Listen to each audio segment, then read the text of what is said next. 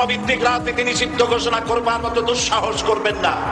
ধর্মভিত্তিক রাজনীতি শুধু বাংলাদেশে নয়, ভারতে আছে, শ্রীলঙ্কা আছে, মালদ্বীপে আছে, অস্ট্রেলিয়া আছে, আমেরিকা আছে, নিউ গিনি আছে, ইউরোপে আছে। পৃথিবীতে গণতান্ত্রিক অন্তত 50টি দেশে ধর্মভিত্তিক রাজনীতি আছে।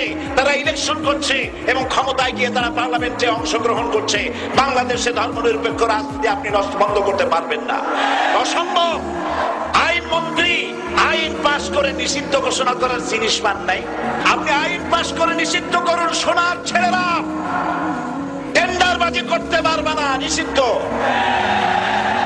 মাস্তানি করতে পারবে না, মেয়েগুলারে SMS করতে পারবে না ফ্রি টক টাইমে, শয়তানি বদমাশি করতে পারবে না, ওজনে কম দিতে পারবে না, খাদ্যে ভেজাল দিতে পারবে না। এইসব নিষিদ্ধ করতে পারবেন না। নিষিদ্ধ করার জিনিস পায় না, ধর্ম নিষিদ্ধ করো। তার মানে ধর্ম নিষিদ্ধ করতে পারলেই বড় বড় বোতল খাওয়া যায়।